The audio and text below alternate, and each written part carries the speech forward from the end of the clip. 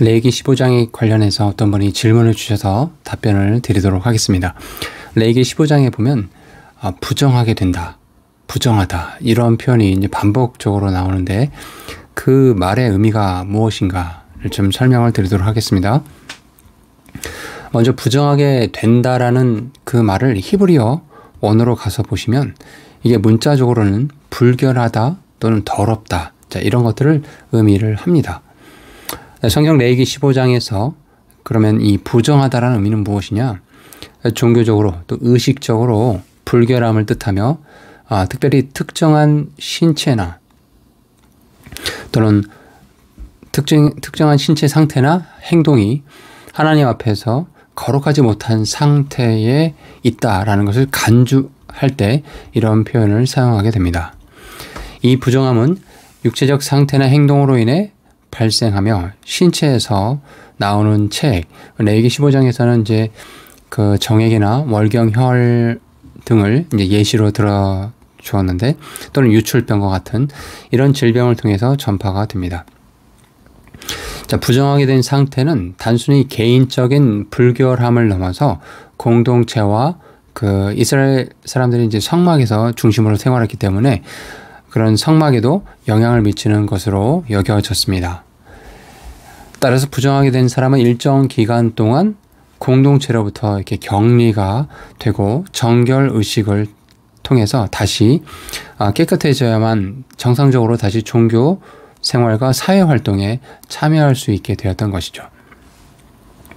이는 하나님 앞에서 도덕적으로 또 영적인 순결을 유지하려는 이스라엘 백성의 노력의 일환으로 우리는 볼 수 있습니다. 특별히 이 세 가지 의미로 이 부분을 좀 정리를 해볼 수 있는데 첫 번째는 종교적인 불결합니다. 부정하다라고 해서 unclean하다라고 했을 때 종교적인 의미에서 불결하다.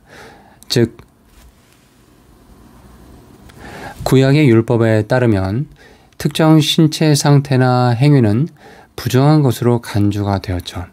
예를 들어서 유출병이나 월경과 같은 생리적인 현상은 부정한 상태로 간주가 되었어요. 그래서 일정 기간 동안 성소에 출입하거나 성물을 접촉하는 것이 금지가 되었습니다. 두 번째는 종교의식의 제한적인 측면이 있습니다.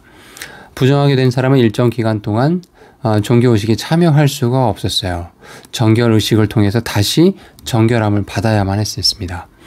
이 의식에는 옷을 빤다든지 몸을 물로 깨끗이 씻는다든지 또 속죄제와 번제를 드리는 행위 같은 거 이런 것들이 포함이 되어 있었습니다.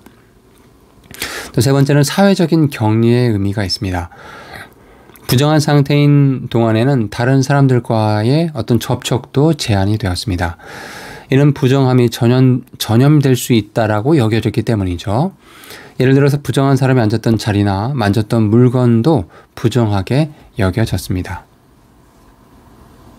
자, 이러한 규정들은 이스라엘 백성이 하나님의 거룩함을 유지하고 그들 가운데 하나님의 임재를 보존하기 위한 것으로 이해가 됩니다.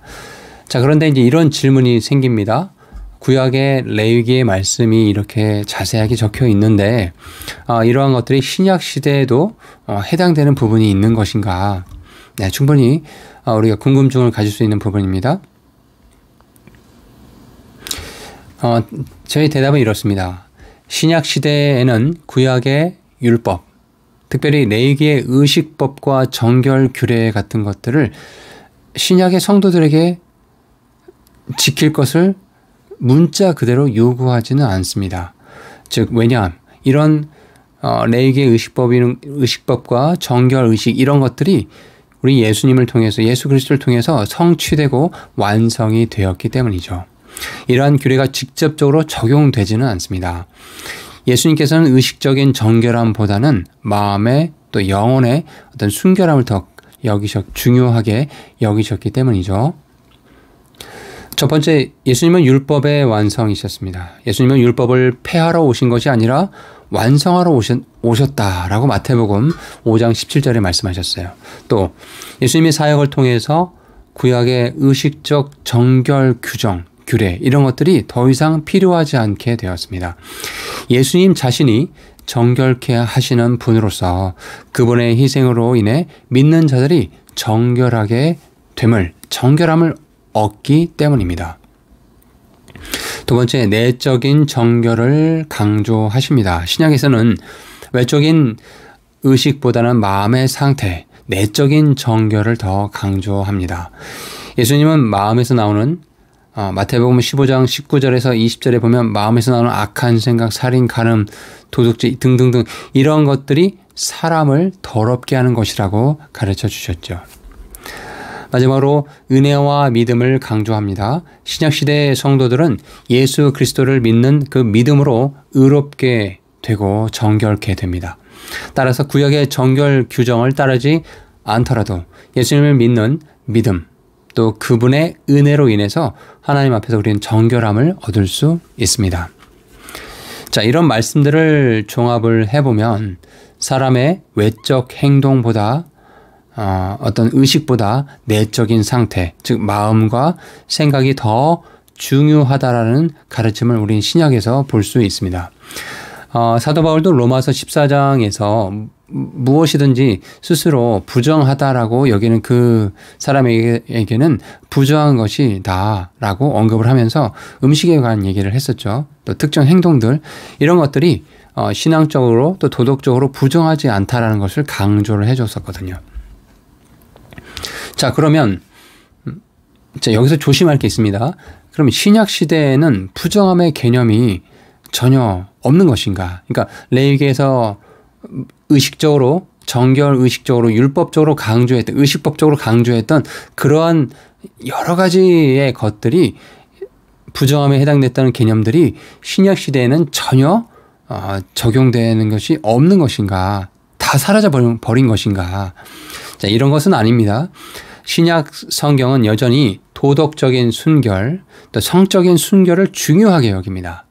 예를 들어서 고린도전서 6장 18절에서 20절 말씀해 보시면 성적인 죄에 대해서 강하게 책망하시고 피해야 될 것을 강하게 말씀하십니다. 또 우리의 몸을 하나님께 영광을 돌리는 그런 도구로, 의의 도구로 삼아야 된다는 걸 권면하고 있는 걸 우리는 보게 됩니다.